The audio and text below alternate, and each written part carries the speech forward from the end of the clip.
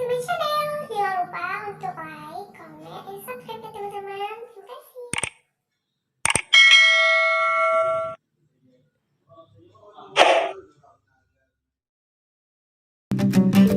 Assalamualaikum warahmatullahi wabarakatuh.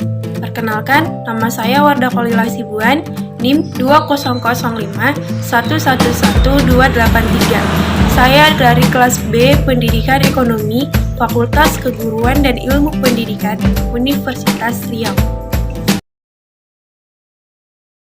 Video ini sengaja saya buat untuk memenuhi tugas akhir dari mata kuliah Ilmu Lingkungan dan Mitigasi Bencana. Sebelumnya, saya mengucapkan terima kasih banyak kepada Ibu dosen pengampu, Ibu Profesor Dr. Heni Indrawati, SPMM.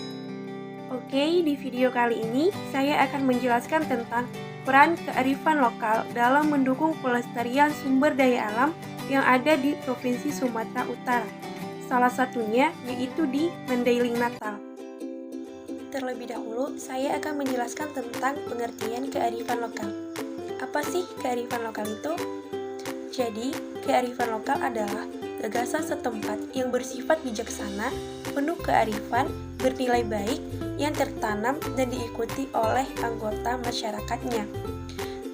Kearifan lokal juga dapat diartikan sebagai identitas atau kepribadian budaya sebuah bangsa yang menyebabkan bangsa tersebut mampu menyerap, bahkan mengelola kebudayaan yang berasal dari luar atau bangsa lain, menjadi watak dan kemampuan sendiri. Kearifan lokal juga merupakan ciri khas etika dan nilai budaya dalam masyarakat lokal yang diturunkan dari generasi ke generasi lain. Selain itu, kearifan lokal juga tercantum dalam Undang-Undang Nomor 32 Tahun 2009 tentang perlindungan dan pengelolaan lingkungan hidup, di mana kearifan lokal diterjemahkan sebagai nilai-nilai luhur yang berlaku dalam tata kehidupan masyarakat, antara lain melindungi dan mengelola lingkungan hidup secara lestari. Salah satu kearifan lokal yang ada di Provinsi Sumatera Utara yaitu sungai yang dijadikan lubuk larangan di Mandailing Natal. Dalam kebudayaan masyarakat Mandailing Natal, sungai mengandung arti kompleks. Sungai yang disebut batang itu tidak sekadar menjadi sumber mata air, namun juga digunakan untuk keperluan sehari-hari. Dalam kebudayaan masyarakat Mandailing Natal, sungai juga bernilai budaya, sosial, ekologis, religius, dan juga ekonomi. Wujudnya dapat kita lihat dalam konsep lubuk larangan. Secara geografis, mayoritas desa di Madinah berdekatan dengan aliran sungai. Sungai-sungai yang mengalir di desa itu antara lain Sungai Batang Gadis, Sungai Batang Natal, Sungai Batang Selai, serta anak-anak sungai yang bermuara ke Danau Rinate di Tapanuli Selatan. Lubuk larangan adalah daerah aliran sungai yang dimanfaatkan masyarakat sekitar untuk pengelolaan tangkap ikan. Lubuk larangan merupakan salah satu kearifan lokal yang dikelola secara bersama dan mempunyai badan hukum dan aturannya yang disepakati secara bersama oleh pihak pemerintah desa. Lubuk larangan merupakan sebuah tradisi yang sudah ada sejak zaman dahulu dan sampai sekarang masih dilestarikan oleh masyarakat Mandailing Natal. Dalam tradisi ini, masyarakat Mandailing Natal akan beramai-ramai menangkap ikan di sungai yang sebelumnya sudah disepakati bersama. Tradisi ini sangatlah populer, bahkan hingga ke daerah lain. Sampai saat ini, lubuk larangan masih menjadi budaya kearifan lokal yang tetap terjaga di masyarakat Mandailing Natal. Warga mengartikan lubuk larangan adalah larangan menangkap ikan di dalam sungai. Warga tidak diizinkan untuk menangkap ikan sebelum waktu yang ditentukan.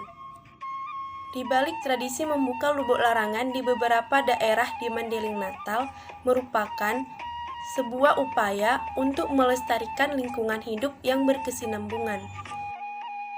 Konsep lubuk larangan mengacu pada aturan di mana masyarakat baru diperbolehkan mengambil ikan yang ada di sungai dalam kurun waktu 1 tahun. Menariknya, hasil pengelolaan lubuk larangan akan digunakan untuk berbagai keperluan pembangunan desa. Ada dua keistimewaan pengelolaan sungai dengan sistem lubuk larangan.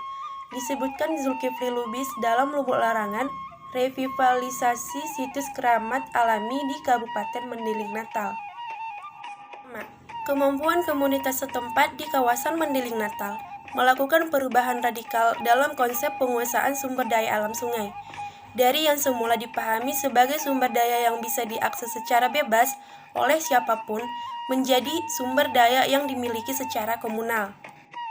Dengan perubahan konsep tersebut, maka kecenderungan eksploitas berlebihan terhadap sumber daya alam menjadi terkurangi. Pengelolaan sumber daya alam yang bersifat terbuka tidak terjadi. Yang kedua, komunitas-komunitas desa pengelola lubuk larangan di Mendiling Natal mampu menanam dan mengembangkan investasi modal sosial. Bagi warga yang melanggar dan mengambil ikan di lubuk larangan sebelum waktu yang ditentukan akan dikenakan denda sebesar 500.000 sampai 1 juta. Pada waktu tertentu, khususnya saat lebaran, lubuk larangan akan dibuka. Masyarakat akan berduyun-duyun datang untuk menangkap ikan dengan jala. Untuk menangkap ikan tersebut, masyarakat dipatok dengan harga bervariasi. Misalnya, untuk masyarakat di kelurahan itu sendiri sebesar 15.000, sedangkan di kelurahan luar sebesar 50.000. Uang yang terkumpul nantinya disisihkan untuk keperluan pembangunan desa, membangun rumah ibadah, menyantuni anak-anak yatim, dan kegiatan sosial lainnya. Sebagian lagi untuk membeli bibit ikan sebagai pengganti yang telah dipanen. Di kegiatan tersebut akan tercipta keakraban di antara para warga, sehingga terciptanya keharmonisan bermasyarakat di antara mereka. Sedangkan dari segi pelestarian lingkungan hidup, eksistensi sungai bersama habitatnya terjaga dengan baik, di mana tumbuhan dan makhluk hidup seperti ikan dan udang dapat hidup dan berkembang biak, sehingga saat musim panen seluruh masyarakat dapat menikmatinya. Manfaat lain lubuk larangan adalah semaraknya pesta pembukaan lubuk larangan dapat menjadi suatu kegiatan wisata tersendiri yang dapat menarik minat para wisatawan untuk berkunjung.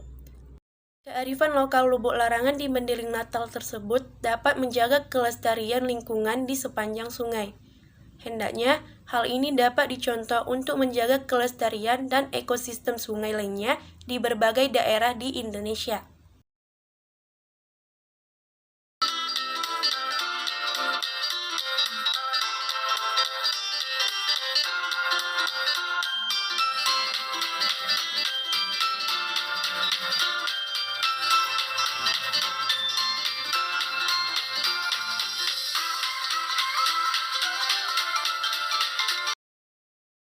Hendaknya, lubuk larangan ini menjadi inspirasi bagi masyarakat daerah lain, di mana pengelolaan yang tepat dari sebuah sungai akan membawa berkah bagi masyarakatnya.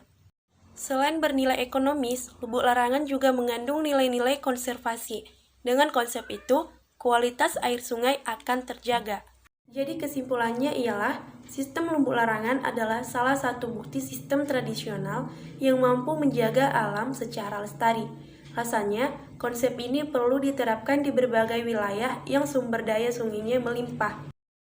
Semoga sistem lubuk larangan ini menjadi inspirasi bagi masyarakat di daerah lain, di mana pengelolaan yang tepat dari sebuah sungai akan membawa berkah bagi masyarakatnya.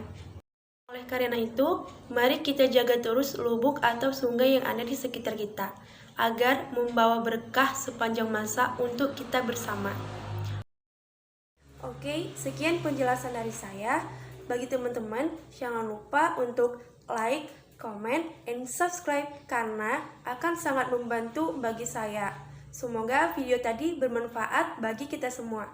Terima kasih, sampai jumpa. Wassalamualaikum warahmatullahi wabarakatuh.